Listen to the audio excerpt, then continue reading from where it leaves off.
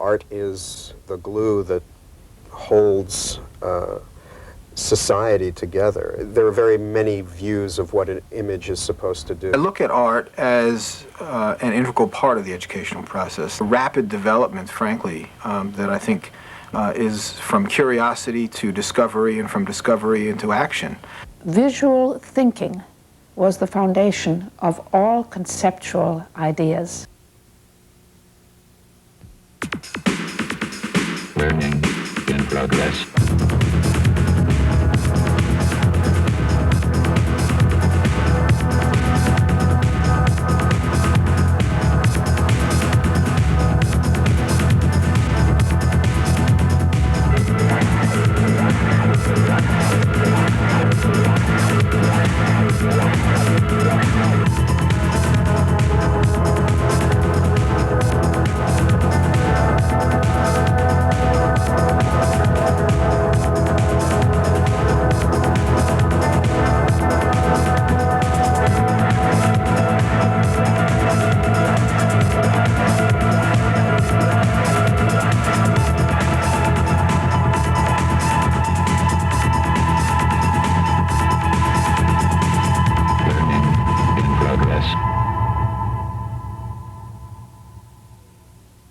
Visual thinking is a way of thinking, like other ways, such as conceptual thinking and mathematical thinking and literary thinking and so forth. But this visual thinking rests primarily on the experience of observation. The whole function of aesthetics is to help us make sense out of what we know. There is no thinking except in terms of images.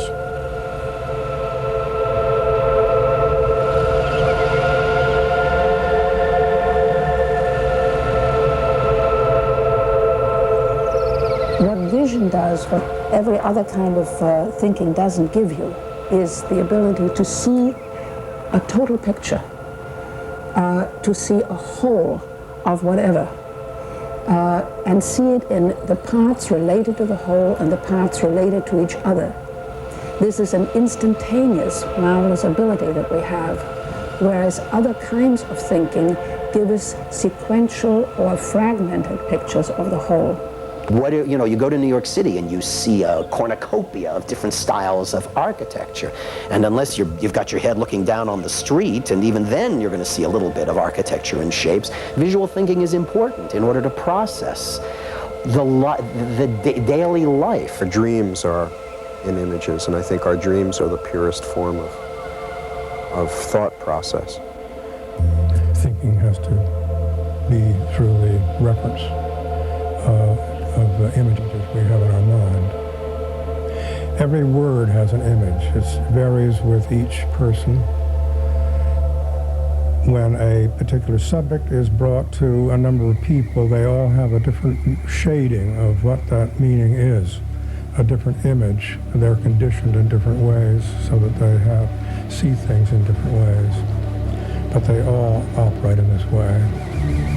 Everything in our daily life, everything, commercially, industrially, in our home atmosphere, everything is affected by our ability to make these kind of intelligent judgments and decisions based on visual understanding. You can educate people in the sciences, in useful, so-called useful stuff, very easily. But unless you educate people aesthetically, they're not going to be able to make any sense out of what they learn. What has to be trained is the ability to utilize those observations, to be able to actually see what is there rather than just have your eyes glaze past it. How do you create forms that will ultimately influence and persuade others, and do so in a critical manner, so that one is not just looking at a picture on a wall and basically looking at a mirror or looking at a window, but looking at something that will prompt some sort of response? It means analyzing and evaluating visual data. It means knowing how to make comparisons, how to see alternatives, how to make criteria. Anybody can memorize a math table. Anybody can memorize. But in order to really teach and understand and have math concepts that penetrate into a person's inside, so that when they're 30 years removed from Algebra 2, they can still do calculations which are important for their taxes, for their businesses, and so forth. They've got to have a visual sense, I think, of what they're learning. They've got to see these problems. It's a form of intelligence, and that has to be trained. It doesn't, like anything else, it doesn't just flow into our laps. But if you don't train it, and if you let it atrophy, which it does like any muscle or any other capacity, if you don't use it, you can lose it.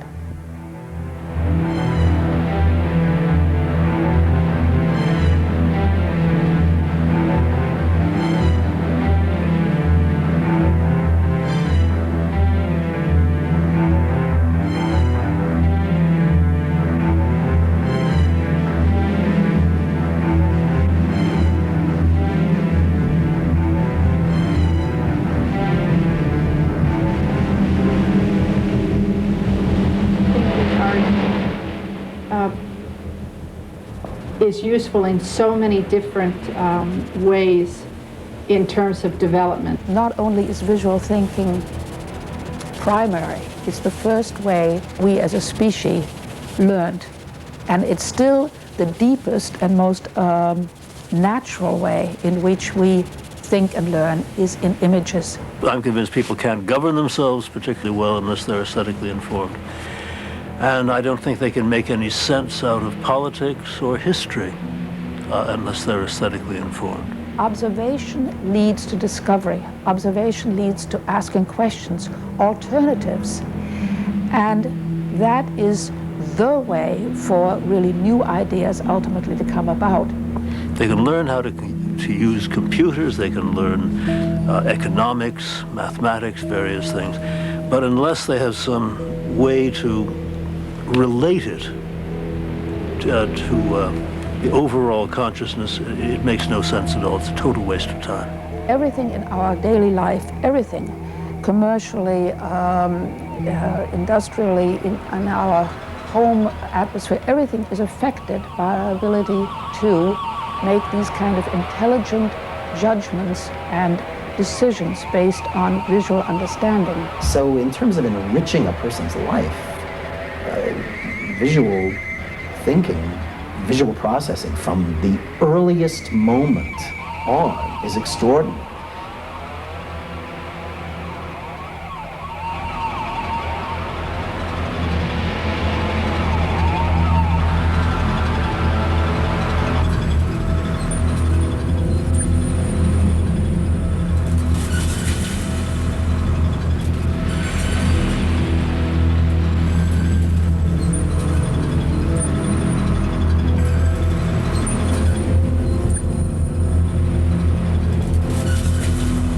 Visual thinking in the early stages of development is absolutely critical in order to foster reading, in order to foster literacy. I talked a few weeks ago with James Laughlin, very famous author and publisher, and asked him the question, does he, as a poet and author, visualize or verbalize? He says both, which means even literary people who verbalize have to first visualize in terms of images. This then says how central this process is. Images and words can be mixed. I mean, we still work with symbols. Symbols are part of our visual and written language, and if you talk to the rock musician formerly known as Prince, you'll see that he's trying to recreate language through the change of his name to an icon, to a symbol. In reading, in teaching reading in the elementary school, one has to begin with picture books and showing the kids the pictures and having them talk about the pictures. And this is how they develop their own literacy. but it also, at the same time, prepares them to look at and appreciate visual images and process those visual images so that they can write about them, think about them, and talk about them. Our words, the words that we read, form images. So it is the image that's the root of all understanding. Visual knowledge and visual experience enriches the whole reading experience.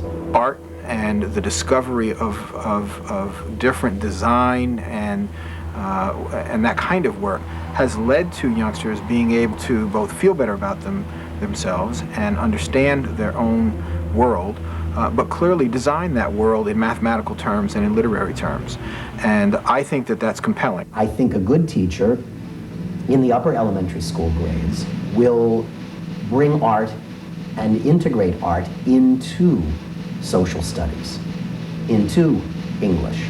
Schools have focused on all the other disciplines, and then they have put on one side so-called art training. And that's because there's some recognition that creativity and self-expression have some role, but really art has never been taken seriously as a basic requirement.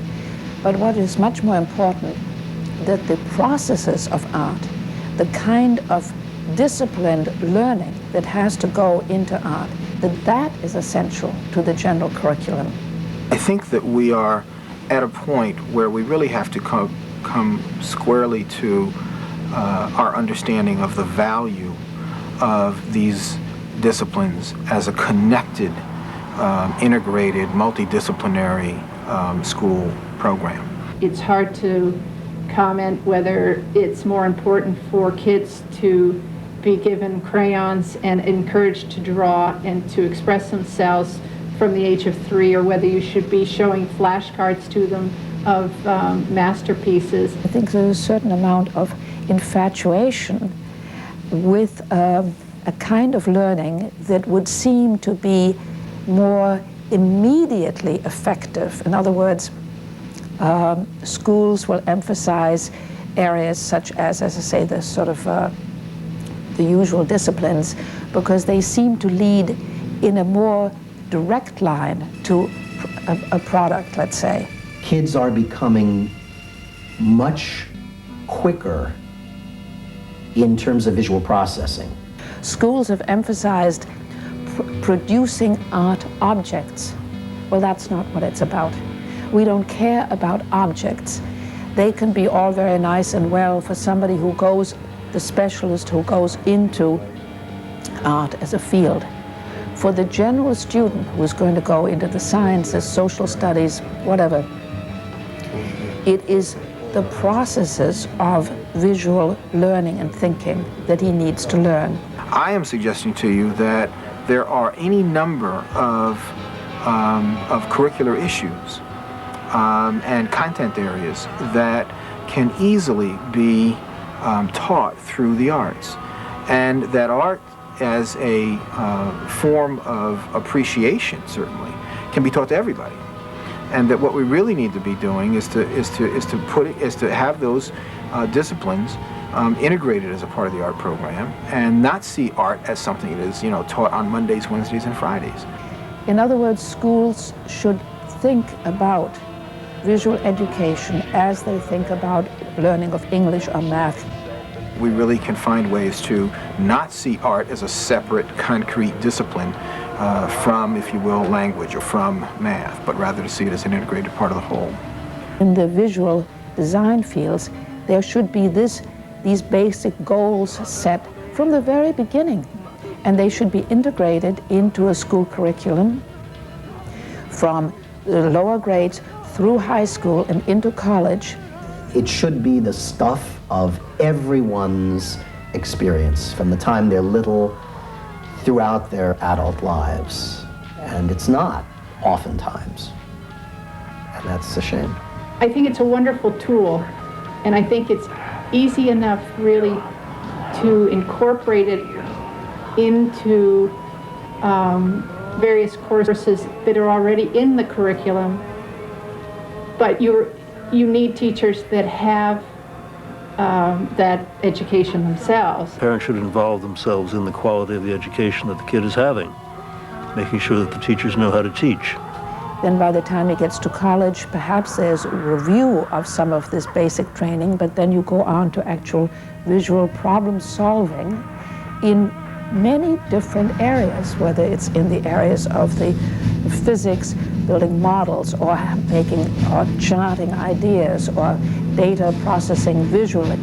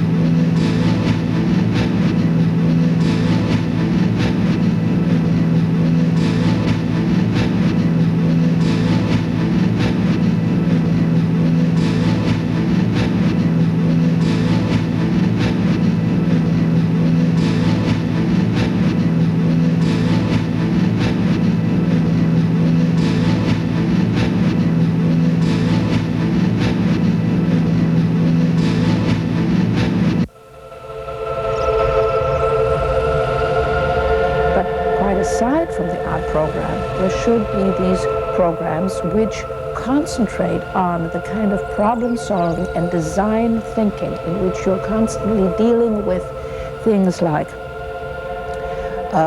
spatial perception, pattern recognition, seeing, most importantly, is being able to contrast, compare, and think of solutions, visual solutions to things. These are trained abilities. The theories now being used in math more and more for elementary levels is a theory of using manipulatives. In other words, it's not just rote 1 + 1, 2 + 2. It's take this shape, right, and feel it, and you become aware that this is a square. And what does a square mean? And these are a bunch of different squares. So you're relating the visual with the tactile to the thought process, which eventually becomes the mathematical. These are basic abilities which a child should be given the opportunity to develop. Well, all of this is really not happening, except in the art programs in which in 40 or 50 minutes everybody's happy if somebody sort of sloshes something around a little bit and we make a pretty picture. Geometry is, what is geometry but visual processing, you know? I don't know if you were any good in geometry. I was terrible in geometry, possibly because at that age when I was, in the 10th grade, my visual processing wasn't that, visual thinking wasn't very acute. Or maybe it hadn't been nourished by my teachers. I don't know. But geometry is very important so that kids can look around and relate to the physical world and understand different kinds of shapes. Again, you don't have to be, you don't have to set your sights on becoming an architect when you're 6 years old to appreciate this. No. Graphic design involves typography, it involves pictures. With the internet, it involves digits. It involves a whole lot of things that ultimately come to us as a mass of citizens. Graphic design is critical. It's all around us. Everywhere we look, we pick up newspapers, we look at road signs, at books. It's a critically important part of, and even computer programs. Computers there's so much graphic design that we don't even think about that goes into the presentation of a computer screen to try to make it readable to even the biggest dummy. Ideas are to be communicated through the way the typography is composed. It's in every field that has to do with planning and that has to do with whether it's a college campus or whether it's your cafeteria or whether it's where you park your car or it's how you design your own study or work environment. All of these things are important. They can be counterproductive if you don't know what to do about it. Graphic design is what we do every day when we write a letter, you know, for heaven's sakes. When we do homework, you know, a teacher will say, I want you to set this homework up in this particular way. Yeah, you do that. What we have seen in as a result of our education in the last 100 years or more, is that people who have not had the ability to utilize this kind of thinking, therefore leave it to certain specialists in certain areas. But it's so important, you know, graphic design is really critical, and it's everywhere, it's everywhere. Commercial products which are put out, which are so poor in their, for use. I don't mean just in looks, I mean in terms of intelligent handling, that they are short-lived, they don't do the job. A certain person would say, that's what I see as beauty. Another one would see, I love to see that green scum on the top of ponds because it's romantic, you can't measure it, you can't see what it's about, there's something magic about it. And then another chap would come along and say, I like this weed on the waters because under a microscope, these are all geometry. And he likes geometry. So he has his eye peeled for one thing, another peeled for another, and the others walk right by what they're not prepared to see. But it takes parents and teachers who are willing to work with kids, who know something, who can say, hey, it's not so tough. All you got to do is, you know, try it and see what you think. Or who integrate graphic design, as I've said, into various aspects of their curriculum, so that kids don't come away with this, you know, mystical thing. Well, what we did was one thing, but on the other side, there's graphic design. But it's all done visually. If you don't see it up here, you can't even draw. Some architects can't draw at all, but they see it up here, and that's all that matters. They get it through somehow. It's critical, and it shouldn't be mysterious, and everybody should be aware of it, and appreciate it, and work in it. What there needs to be is a balance, and there needs to be a marriage of all our various educative activities, and art will be part of that. Can't avoid it. Visual perception and visual thinking doesn't concern itself only with products or with our environment. It is a way of thinking.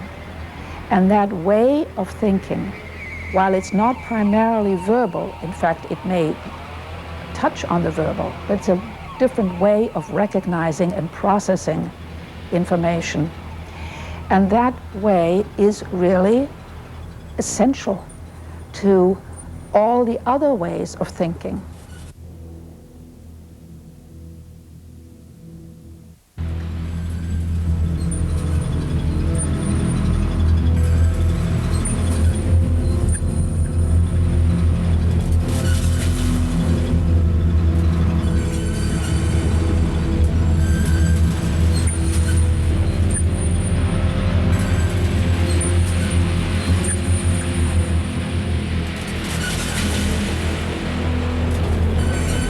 But one of the more outstanding examples, of course, is Einstein, who we know had originally a very difficult time in the conventional schools where he wasn't able to perform well in math or any other subject.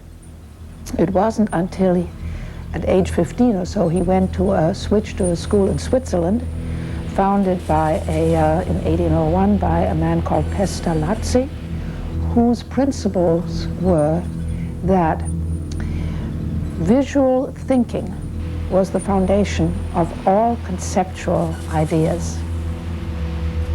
If we can't see images, if we can't visualize, then we can't think, much less talk to anybody else. We can't even think, except in terms of images. So to develop the self, as we want to do in as an educational purpose, we would want to develop that capacity in ourselves. The best way to demystify the arts in every single area is to jump in and get your hands wet. in everything. Even if you think you can't draw, you draw. An advertising pioneer named Ernest Elmo Calkins, and he wrote a book, And Hearing Not. He was hearing impaired, or as he calls it, deaf. And he goes through the entire book. He was a promoter of art in advertising. Part of that was in response to his own deafness, because he felt that words and pictures were the only communicative links he had to the world. And he says at the end of his book, my life could have been a lot worse if I had no sight. What do you say when I ask you, what do you see in your mind when I say education? It's not an object. It's a process. It's very complicated. It has to do with the development of the human species from the year 1 all the way up to the rest of our lives. We never give up educating ourselves. What is education? It is an image. And I think youngsters think as they are drawing, or they think as they are laying out a design. And it's that thinking process that I'm after. So it begins with the teachers a lot of times to demystify the arts. And hopefully the teachers, once they get some confidence, can then pass that along to the students. And then kids can say, yeah, sure, man, I studied graphic design, nothing to it. And once you can get a kid that confident, then you win. The average person who's not going to go into the arts is going to suffer if they don't get a visual education.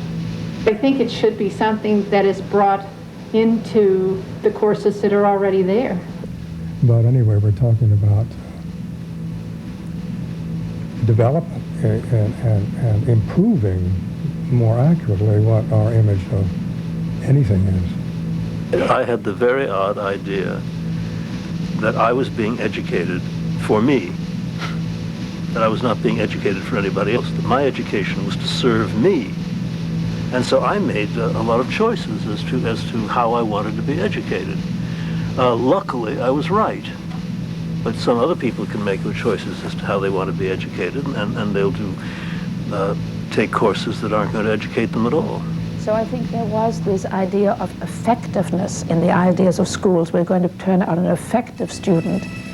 And it left out a whole way of being learning that was ultimately very effective.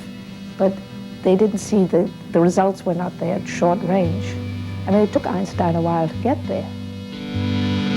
Sunrise, I see the light. Sunrise, it burns my skull. I see the light. Its radiance is bright. It burns my skull. Holy desert is bright. Holy desert is bright. The light. It burns out of sight. Holy desert is the dark. It burns out of sight.